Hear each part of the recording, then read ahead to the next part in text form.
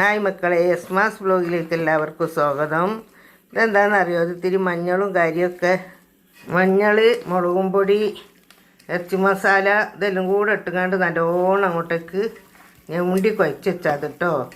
എന്നിട്ട് ഇത് കുഴച്ചതിൻ്റെ ശേഷം നമുക്ക് കുറച്ച് നേരം ഒരു 10-15 മിനിറ്റ് വെക്കുക. വെച്ചതിൻ്റെ ശേഷം നമുക്കിത് എടുത്തുകൊണ്ട് എണ്ണ ചൂടായാൽ ഇതാ എണ്ണയിലേക്ക് ഇടുക. എണ്ണയിലേക്ക് ഇട്ട് കൊടുക്കുക. എണ്ണ വെച്ചാൽ വെളിച്ചെണ്ണ ഞാൻ ഒഴിച്ചത് കേട്ടോ.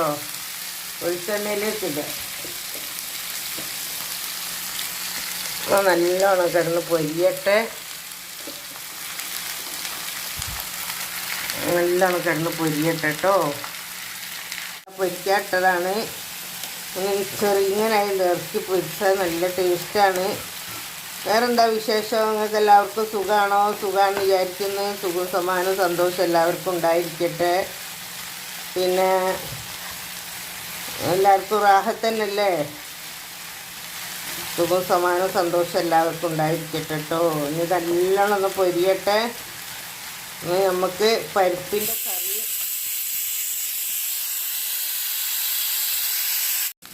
ഇതാ ഇതിലേക്ക് നമ്മൾ ലേശം കരിവേപ്പിൻ്റെ ഇലയും വെളുത്തുള്ളിയും ഒക്കെ ഇട്ട് കൊടുത്ത് ഇടുമ്പോൾ മറന്നു കിട്ടാ പറയാൻ. പക്ഷെ നിങ്ങൾ കാണുന്നുണ്ടല്ലോ അതാ വെളുത്തുള്ളി, കരിവേപ്പില കൂടെ ഇട്ട് കൊടുത്തിട്ട് നല്ലോണം ഇളക്കുക.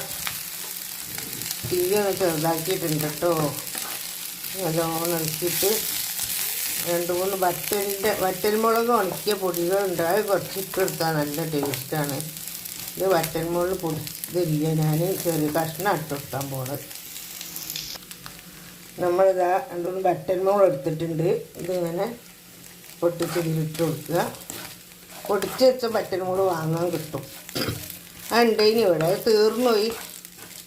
അത് തീർന്നതിൻ്റെ പേരിൽ ഇപ്പം ഞാൻ ഇതുള്ളത് എടുത്തുകൊണ്ട് പൊട്ടിച്ചിട്ടതാണ്. അതും കൂടെ ഇട്ടാൽ നല്ല ടേസ്റ്റാണ് കേട്ടോ തിന്നാൻ.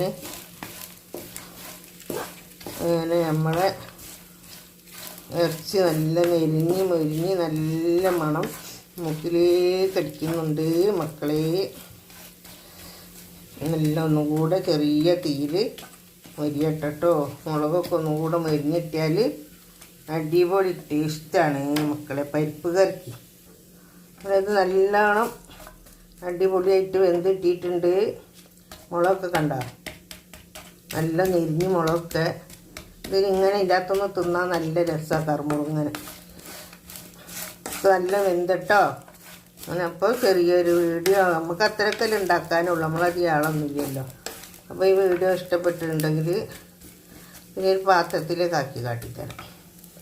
ഒക്കെ പൊരിച്ച് നമ്മളിതാ പാത്രത്തിലാക്കി വെച്ചിട്ടുണ്ട്. അങ്ങനെ ഈ വീഡിയോ ഇഷ്ടപ്പെട്ടാൽ എല്ലാവരും ലൈക്ക് ചെയ്യുക, ഷെയർ ചെയ്യുക, സബ്സ്ക്രൈബ് ചെയ്യുക. Okay, by.